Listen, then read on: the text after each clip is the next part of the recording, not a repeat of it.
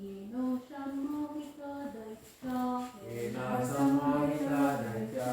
Pahayitashamritam sura. Pahayitashamritam sura. Tatitrikshava ayata. Tatitrikshava ayata. Param kutuhalam hina. Param kutuhalam hina. Yena. By such an incarnation. Sammohita. Were captivated. Daitya.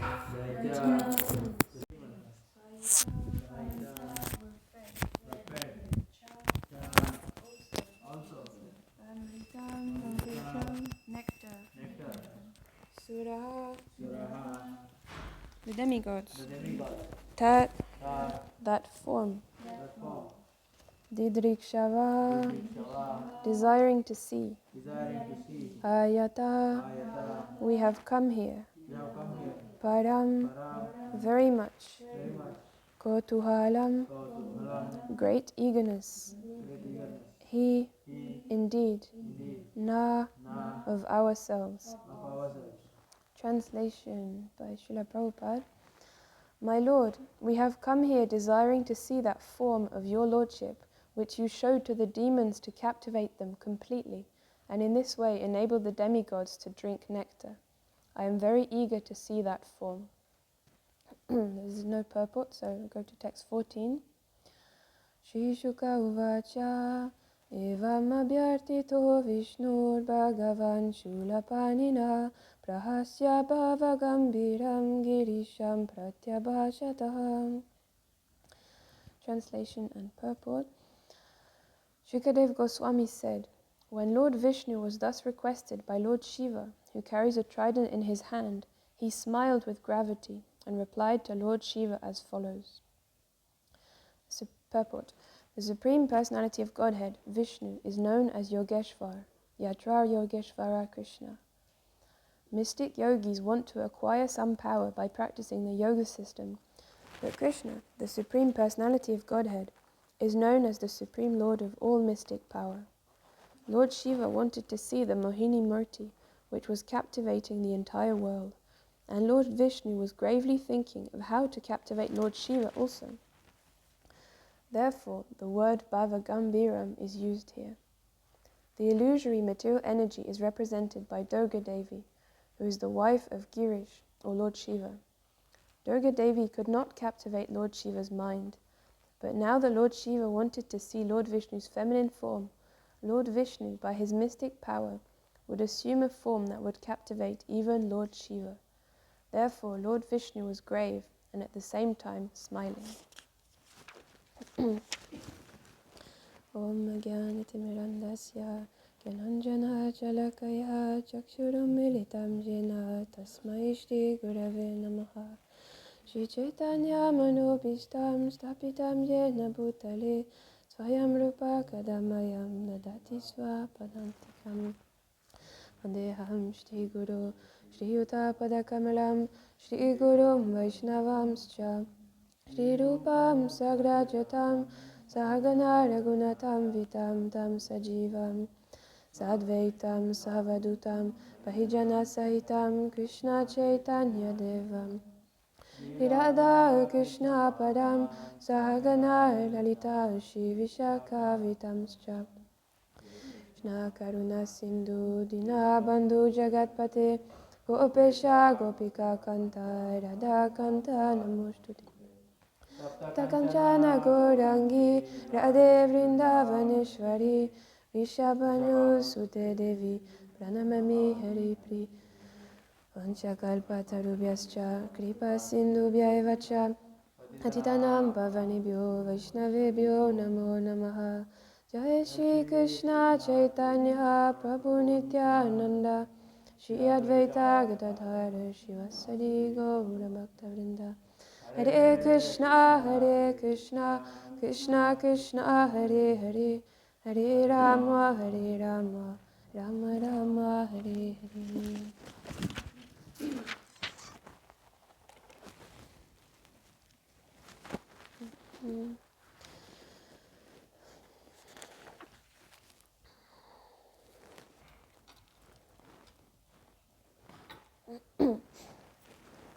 Okay.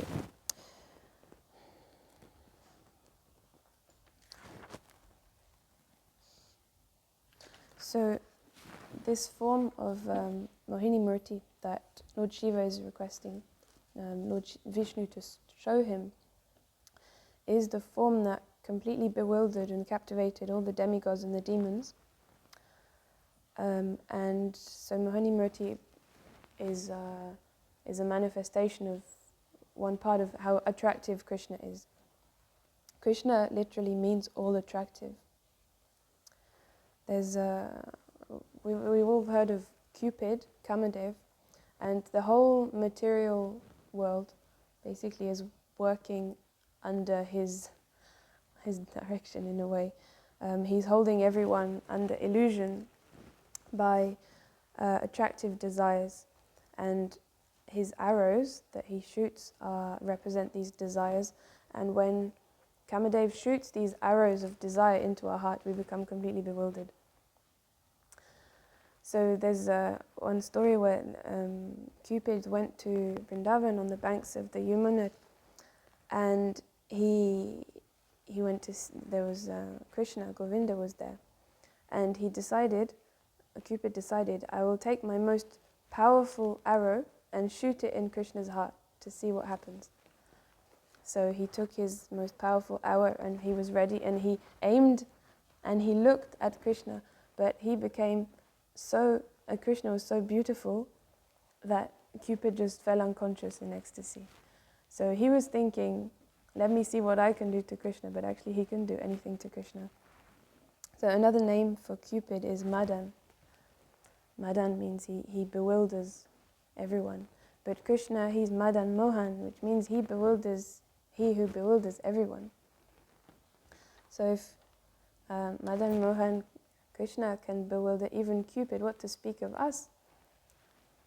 And Rupa Goswami says, if you're attached to any form of material enjoyment, do not go to Keshigat on the bank of the Yamuna, because there Govinda is standing playing his flute, and he's so attractive that when you see him, you will lose all taste for material enjoyment. So if you're attached to this, don't go. And another thing that Rupa Goswami said is, I do not know how much nectar the two syllables Krishna have produced, and when I chant the name of Krishna, and Krishna dances on my tongue, I desire many millions of tongues. And when the holy name enters my ears, I want millions and millions of ears. And when the name enters my heart, my whole mind and my whole senses are just completely conquered by Krishna. And this is Rupa Goswami speaking. And who, before becoming Rupa Goswami, who was he? He had a very high position in the Muslim government. Him and his brother Sanatan, they were both very important to the Muslim ruler. And so they had everything. They were very young, they were very beautiful, they had so much power. Pretty much, the kingdom was under their control. They had so much wealth, the Muslim ruler was giving them all his wealth they could use. But still they decided to give all that up because of their attraction for Krishna and Chaitanya Mahaprabhu. So then we can ask, well, why do we not feel like that? Why are we not so attracted when we're chanting? Why do we not want millions of tongues and millions of ears? Well, there's many reasons, but I'll just talk about a few. Queen Kunti is in one prayer, Janmaisvaya Shrutashri Idamanu Madapuman Naivara Dyabidatim Va Tvama Kinchana Gocharam. So Janmaishvarya Shrutashri means if those who have and enjoy their high birth, their opulence, their high education, they cannot approach the Lord with a sincere heart because they are bewildered by these things. So, Tvam akinchana gocharam. Akinchana gocharam means you have to feel impoverished, not feel like you have a lot of opulence with your learning and your fame and everything. Another verse in Bhagavad Gita explains that if you're too attached to all this material opulence, the resolute determination for devotional service does not take place in your heart.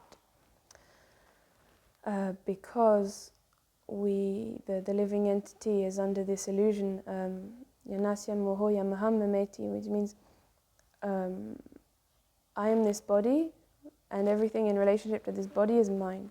So this is basically the nature of the false ego, and the living entity is completely bewildered by this and thinks this is the truth. So we sometimes look into a mirror and we see all these things. We see our greed, our desires, we see all these things, and we think that's me, and if I serve that image, if I serve those things, then I will be happy. But actually, that way we become completely intoxicated in pursuing material desires, and we become proud of these things, and we think we have something, we think we are something great. So therefore we cannot see Krishna, even if he is here. There's one example, Lord Chaitanya was always doing kirtans, and during the day, kirtans were public and everyone could go, but in the evening he'd only had kirtans with his most intimate associates, and so it was very selective who could go there. It had to be very pure. And there was one brahmachari brahmana who was, he had a good heart, and he really wanted to go to the kirtan of Lord Chaitanya. So he went and he knocked and he wanted to come in, but I can't remember who it was that told him, no, you can't come in.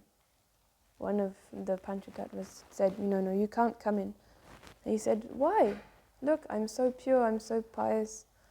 I do so many austerities, I'm a brahmachari, I've been drinking only milk for years, I only survive on milk, and I cannot come into the kirtan of the Lord. What is this?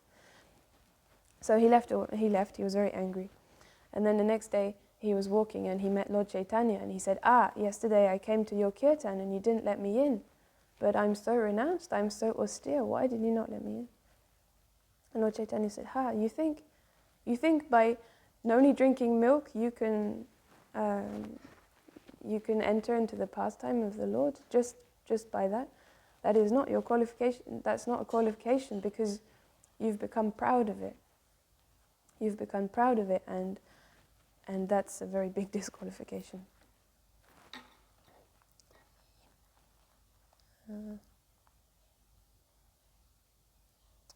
So this pride and the other opulences that I was talking about,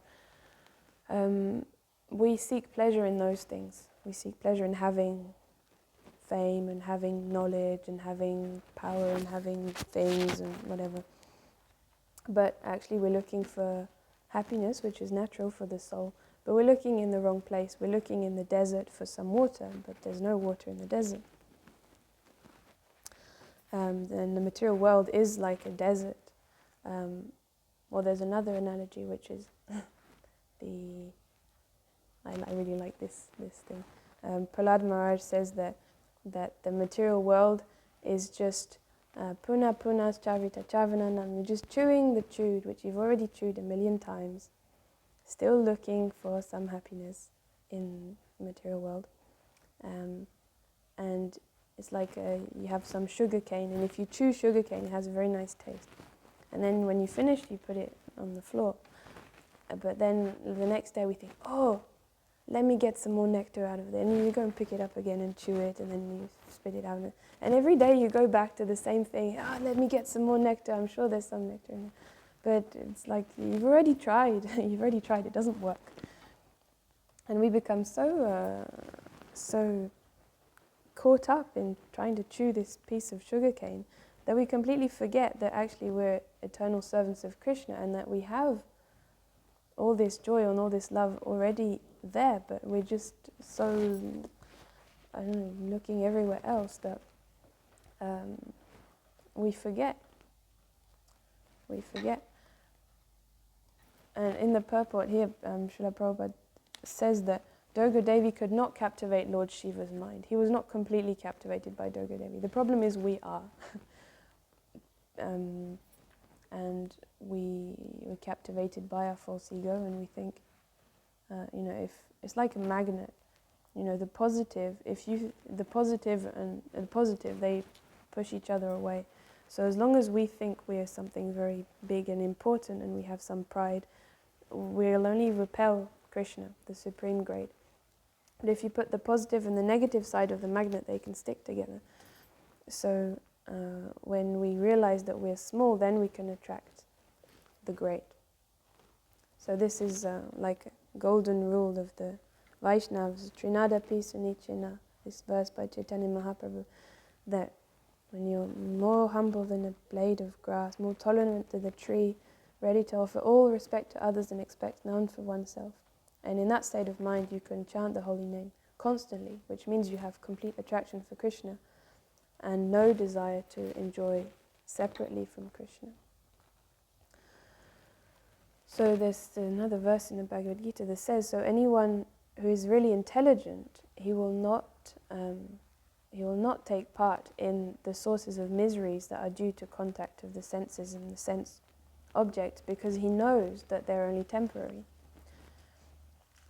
So I just heard one story this morning in a class, that one man who was, this is like modern time, he was very learned in the scriptures and everything, and he met Radhanath Swami, and he was talking to him about all his problems and all his difficulties. But then he said, but I know the solution.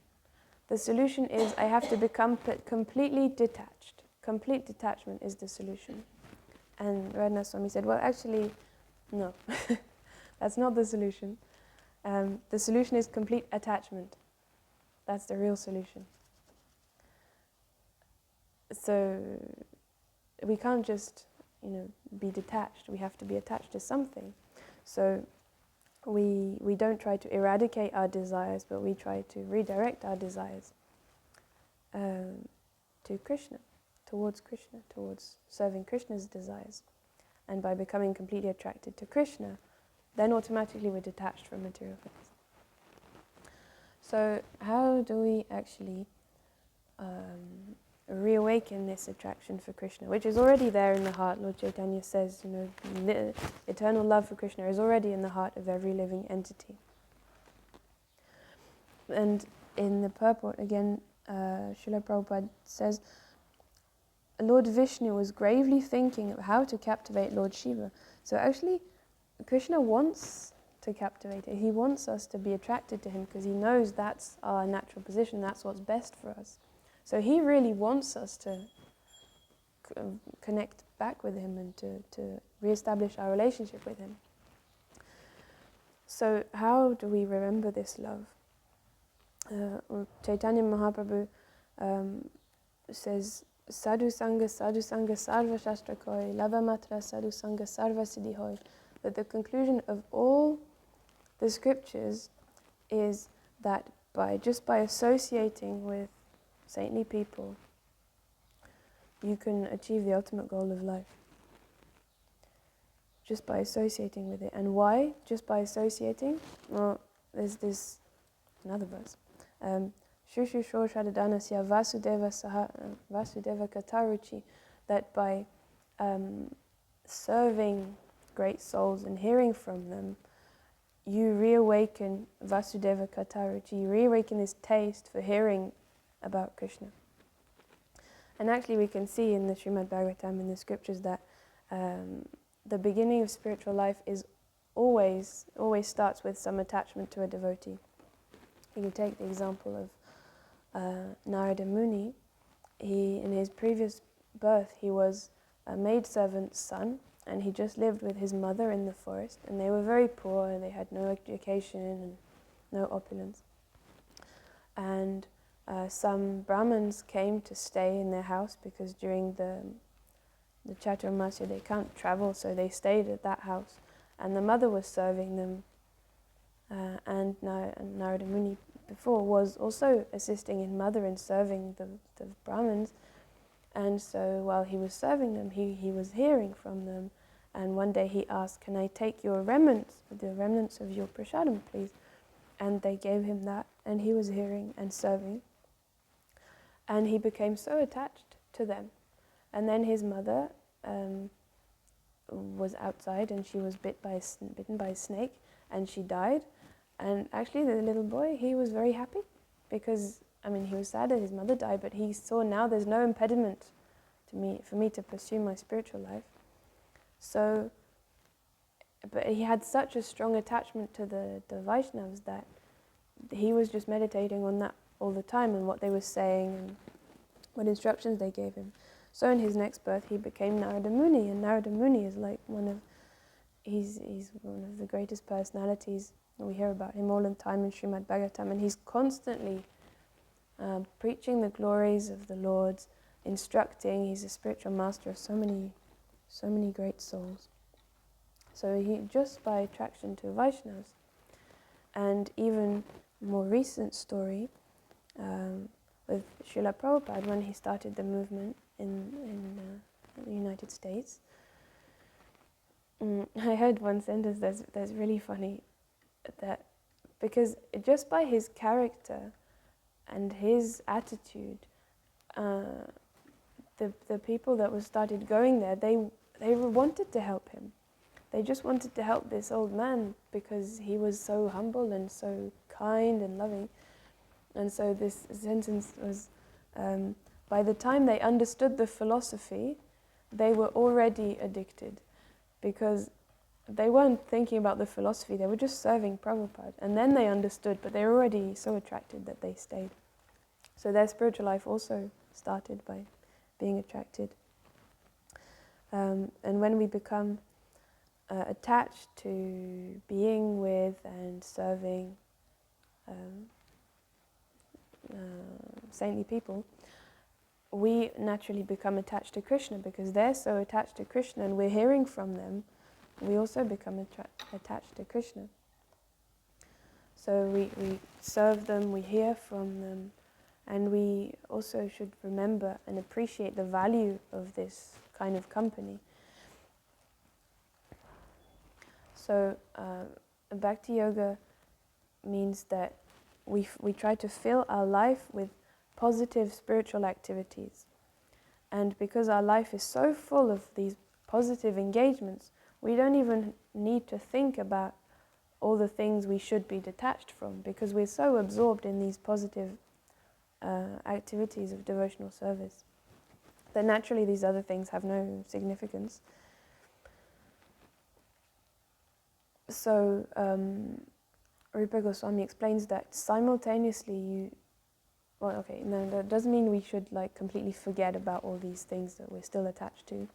But Rupa Goswami says that simultaneously we should cultivate attachment for Krishna and detachment from material enjoyment.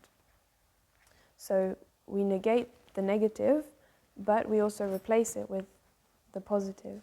And this relates to the first two processes of surrender. Sharanagati is that you accept what is favorable and you reject what is unfavorable, but at the same time. Which means that there's another verse in Bhagavad Gita, I don't know all of it, but the main line is Param Dristva Nivartate, which means that the living entity has a great taste for material things, but he cannot give that taste up until he has a higher taste. So this is what we're trying to do. We're cultivating this higher taste by engaging in positive spiritual activities. And then automatically we lose taste for other things. And Krishna also tells Arjuna, keep all abominable activities far distant just by performing devotional service. So you don't have to think about not doing things, you just engage in devotional service. And there's a nice example of Haridas Thakur. He's the Namacharya of the holy name, because he just exemplified this Kirtaniya Sadahari. And he was chanting in his bhajan kutir, and then Maya personified went to him just as the sun was setting, and she made all the arrangement so that nature was very nice, and she was really beautiful and everything, and she wanted to make him fall down. And he said, okay, yes, I will fulfill your desire, but let me finish my rounds first. So he was chanting, and then he didn't stop, he didn't finish, so she left, and she came back the next day. And she said, so when will you come to me? And he said, well, let me finish my rounds, then I'll come.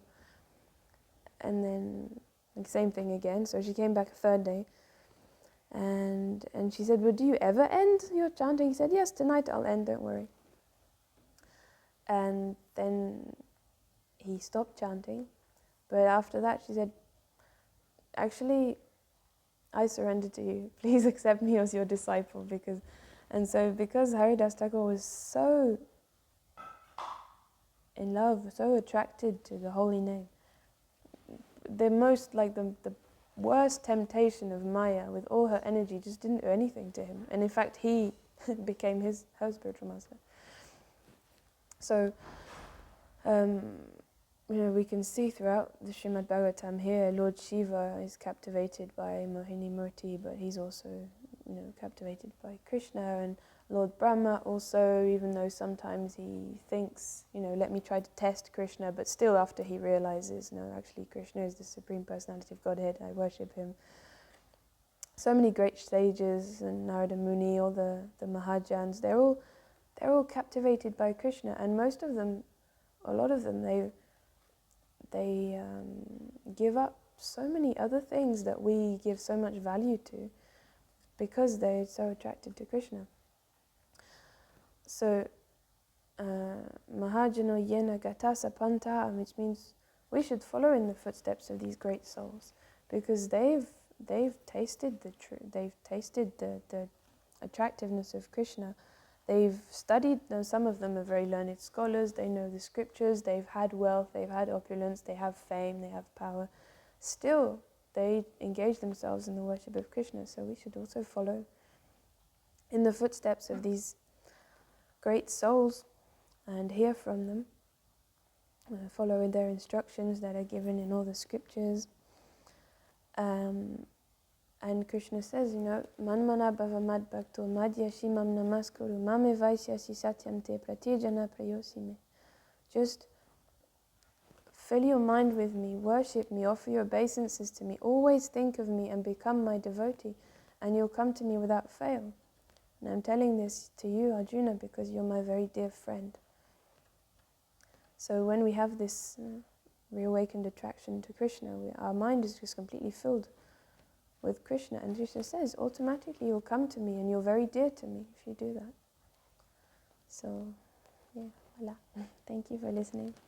Do you have any comments or questions or corrections or something?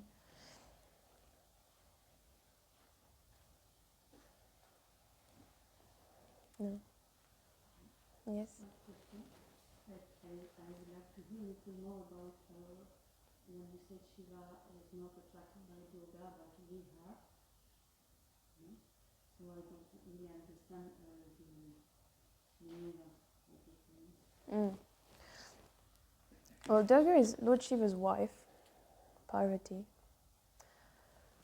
And so obviously he's attracted to her. And she's the material energy personified. But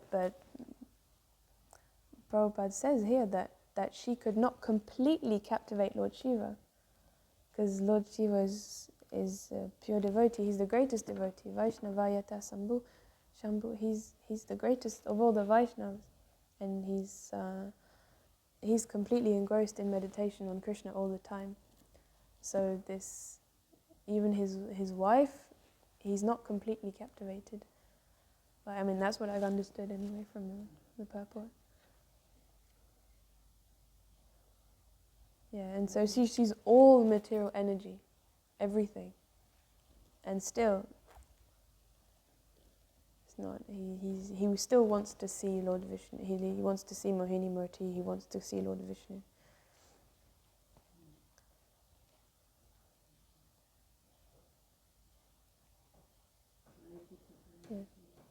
Yeah. Anything else? Shrimad Bhagavatam ki jai. Srila Prabhupada ki jai.